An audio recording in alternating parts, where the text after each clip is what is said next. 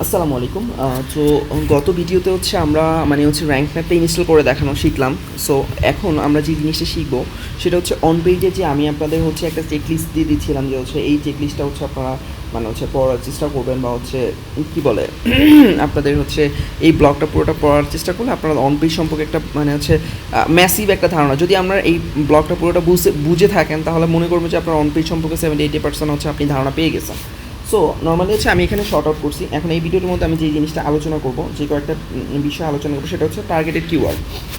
So দেখেন, আমাদের on পেজের যে ব্যাপারটা মূল কনসেপ্ট, আমরা কিওয়ার্ড রিসার্চ করছি। কিওয়ার্ড রিসার্চ 40-50টা একটা নিশের জন্য কিওয়ার্ড রিসার্চ করলাম। তো ওইখান থেকে সব থেকে বেস্ট একটা কিওয়ার্ড আমরা হচ্ছে টার্গেট করলাম। লেটসে আমরা একটা বেস্ট একটা কিওয়ার্ড টার্গেট করলাম, আর ওই কিওয়ার্ডটাই হচ্ছে আমাদের টার্গেটেড কিওয়ার্ড। ওকে, সো আমাদের মাথার মধ্যে থাকবে ওই কিওয়ার্ডটা হচ্ছে আমাদের main focusing area keyword. So আপনি যদি এই ব্লগটা যদি পড়ে থাকেন তাহলে দেখবেন হচ্ছে আমরা যেরকম করে এসিএমরাইজ দিয়ে হচ্ছে কিওয়ার্ড রিসার্চ করলাম। কিওয়ার্ড রিসার্চ করার পরে হচ্ছে এইখান থেকে হচ্ছে আমরা একটা টার্গেটেড কিওয়ার্ড বের করে ওইটা অনুসারে ওইটাকে ফোকাস রেখে হচ্ছে আমরা সামনে আগাবো। ওকে, সো দেখেন এখানে হচ্ছে আমাদের টার্গেটেড কিওয়ার্ডটা আমরা যদি সিলেক্ট করে থাকি তাহলে হচ্ছে আমাদের ফার্স্ট অফ অল যে অন পেজের মধ্যে যেই কাজটা থাকবে সেটা হচ্ছে আমি জাস্ট হচ্ছে এখন হচ্ছে একটু আপনাদের থিওরির ব্যাপারটা নিয়ে একটা দুইটা ক্লাস আলোচনা করবো। দেন হচ্ছে আমরা আমাদের যেই রেসপেক্টিভ যে আমাদের এইটাকে ইনস্টল করার পরে দেখেন এইটা একটু আমি হচ্ছে আপনাদের একটু জাস্ট কুইক ওভারভিউ দিয়ে দিই। সরি, এই পোস্টটাকে আমি ডিলিট করে ফেলছি। সো আমি হচ্ছে হ্যালো ওয়ার্ল্ড এইটার মধ্যে যাই। সো এডিট, এই দেখেন, তো জাস্ট একটু আমি এখানে একটা ব্লগ পোস্ট হচ্ছে রেডি করে আপনাকে হচ্ছে সো আমি এটাকে ভিউ এখানে এরকম করে না গো টু এডিটর এরকম করেই হচ্ছে, সরি, আচ্ছা এরকম করেই হচ্ছে এটা দেখার কথা।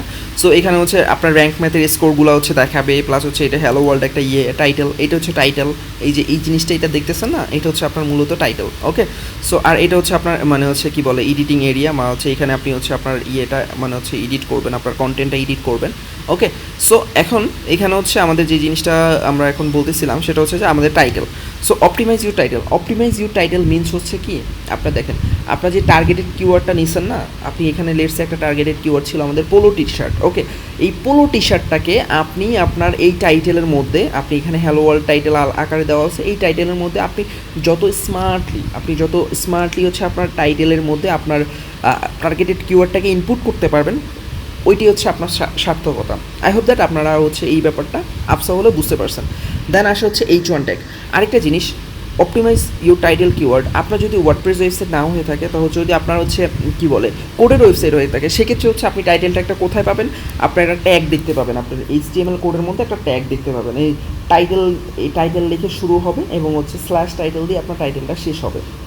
ওকে, সো আপনার হচ্ছে টাইটেলটা হচ্ছে আপনারা হচ্ছে এইভাবে হচ্ছে খুঁজে পেতে পারেন। আর হচ্ছে ওয়ার্ডপ্রেস ওয়েবসাইটের জন্য টাইটেলটা একদম easy, this is the title. আর হচ্ছে টাইটেলটা কীভাবে অপটিমাইজ করবেন, টাইটেল অপটিমাইজ মিনস হচ্ছে আপনার টার্গেটেড কিওয়ার্ডটা আপনি যতটা স্মার্টলি হচ্ছে আপনার টাইটেলের মধ্যে ইনপুট করতে পারেন, ওটাই হচ্ছে আপনার টাইটেলটা অপটিমাইজ করা হয়ে যাবে। ওকে, এবার আসুন H1 ট্যাগ।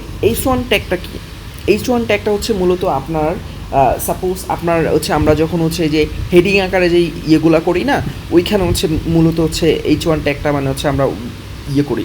তো H1 ট্যাগটা নর্মালি আমাদের অন পেজ এসইও করার সময় সবাই বলে যে আপনার টার্গেটেড কিওয়ার্ডটা যাতে করে একটা H1 ট্যাগের মধ্যে থাকে। এই জিনিসটা হচ্ছে আমাদের সার্চ ইঞ্জিন হচ্ছে করলে এই জিনিসটা হচ্ছে আমাদের অন পেজের র্যাঙ্কের ক্ষেত্রে কাজে লাগে।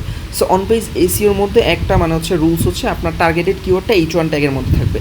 তো এটা মিনস কি, আপনার যদি আপনার ওয়েবসাইটটা যদি মনে করেন যে কোডেড ওয়েবসাইট হয়ে থাকে, তাহলে এখানে ওরা একদম সুন্দর মতো একটা এক্সাম্পল দিয়ে দিছে। আপনার হচ্ছে এইরকম H1 আকারে একটা হচ্ছে থাকবে, H1 দিয়ে শুরু হবে এবং H1 দিয়ে শেষ হবে।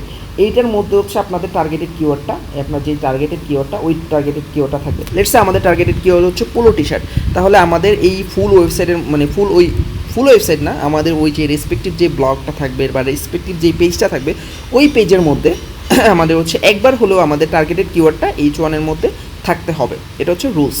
ওকে, সো আমাদের এখানে H1 এর মধ্যে তখন কি থাকবে, পোলো টি শার্ট, তখন কি থাকবে আপনার টার্গেটেড কিওয়ার্ড। ওকে, সো হচ্ছে H1 ট্যাগের মধ্যে থাকলে ওই ট্যাগটা অনেক ওই ওয়ার্ডটা অনেক বড় করে দেখায়। আর এটা হচ্ছে সার্চ ইঞ্জিনের জন্য এসিআরপিতে আপনার হচ্ছে র্যাঙ্ক করার জন্য কাজে দেয়। ওকে, আশা করি যে হচ্ছে এইচ ওয়ান ট্যাগের ব্যাপারটা বুঝতে পারছেন। আর ওয়ার্ডপ্রেস ওয়েবসাইটের ক্ষেত্রে আমরা কী করবো, আমরা যখন এইখানে এডিট করব তখন হচ্ছে আমরা আমাদের ওই ইয়েটাকে এইচ ওয়ান হিসেবে করে দেবো, তো ওই জিনিসটাও আমরা দেখাবো।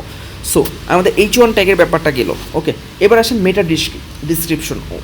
তো মেটা ডিসক্রিপশনটা মূলত কী? সো ফার্স্ট অফ অল আমি আপনাদেরকে মেটা ডিসক্রিপশনের ব্যাপারটা ক্লিয়ার করি। সো আমরা যখন সাপোজ আমি হচ্ছে গুগলে লিখে সার্চ করলাম অন পেজ এসিও চেকলিস্ট, আমি এই যে এটা লিখে সার্চ করছি, আর এটা লিখে সার্চ করার পর আমি প্রথম 2-3টা ওয়েবসাইট ওদের ব্যাকলিঙ্কও বলেন, তারপর হচ্ছে এসিএমরাশ বলেন, মজ বলেন, ওদের ব্লগগুলো যথেষ্ট পারফেক্ট এবং হচ্ছে ওরা অনেক ইন্টারন্যাশনাল মানে হচ্ছে অনেক বড় বড় মাপের এসিও স্পেশালিস্ট। তো আমি ওদেরকেই ফলো করি বা ওদের ব্লগগুলো ফলো করি। আপনারা ওদের ব্লগগুলো ফলো করে হচ্ছে করার চেষ্টা করবেন। যেমন হচ্ছে আমি আপনাদের হচ্ছে সার্চ কনসোলের যেই ব্যাপারটা এটা কেন দেখাইছি, দেখেন ওদের ব্লগের মধ্যে আপনার এই যে এসিএমরাশের ব্লগের মধ্যে ওরা প্রথমে যে জিনিসটা করতে বলে সেটা হচ্ছে আপনার সার্চ কনসোলটা সেট আপ করতে বলে এবং হচ্ছে আপনার বিং ওয়েবমাস্টার টুলটা হচ্ছে সেট আপ করে নিতে বলে। সো আমি একটু বাইরে চলে গেছিলাম কথার। আচ্ছা, আমরা কোটার মধ্যে ছিলাম মেটা ডিসক্রিপশন।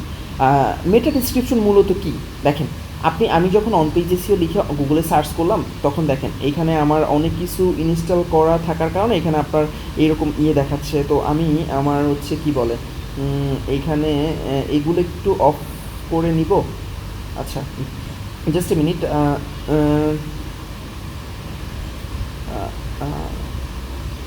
আচ্ছা আচ্ছা, যাই হোক, আপনাদের বোঝার কথা। সরি। আচ্ছা, ওকে, এই দেখেন this is complete SEO checklist for 2023। দেখেন এইখানে এই যে এটা দেখার পরে এখানে একটা নিচ দিয়ে একটা হচ্ছে আপনাদের একটা ছোট্ট করে this is complete SEO checklist. দেখেন এই দ্য কমপ্লিট এসইও চেকলিস্ট এটা এইখানে টাইটেলের মধ্যেও আছে। আপনার এই যে এইখান থেকে এই পর্যন্ত যেটুকু দেখা যাচ্ছে এটা হচ্ছে আপনার মেটা ডিসক্রিপশন। সো দেখেন ওরা মনে হচ্ছে কত স্মার্টলি হচ্ছে আপনাদের এই টাইটেলের মধ্যে হচ্ছে কমপ্লিট এসইও চেকলিস্ট ওদের ফোকাসিং কিওয়ার্ড প্লাস হচ্ছে এই মেটা ডিসক্রিপশনের মধ্যে ওদের ফোকাসিং কিওয়ার্ডটা রাখার চেষ্টা করছে। So this is the things. আপনাদের হচ্ছে মেটা ডিসক্রিপশন বলতে কি বোঝানো হয়, সরি, এই ব্যাপারটা নিয়ে আমরা এই পর্যন্ত আলোচনা করলাম। সো অন পেজ এসইওর আরও অনেকগুলো চেকলিস্ট আছে, ওই চেকলিস্টগুলো নিয়ে আমি নেক্সট ভিডিওতে আলোচনা করব। সো আশা করি মানে হচ্ছে আপনারা হচ্ছে প্রথমত মানে হচ্ছে গুগলে সার্চ করবেন, সার্চ করার পরে আপনার এই ব্লগগুলো রেসপেক্টিভ যে ব্লগগুলো আছে ওই ব্লগগুলো একটু পড়ার চেষ্টা করেন। আর আমিও তো মানে হচ্ছে আমার দিক থেকে প্র্যাকটিক্যালি আমি মানে হচ্ছে একটা ব্লগ অপটিমাইজ করব, তার আগে হচ্ছে আমি আপনাদের মানে হচ্ছে থিওরি আকারে মানে হচ্ছে এই ব্যাপারটা একটু বোঝানোর চেষ্টা করতেছি, যাতে করে প্র্যাকটিক্যালি যখন করবো ততক্ষণ হচ্ছে সুবিধা হয়। So thank you so much.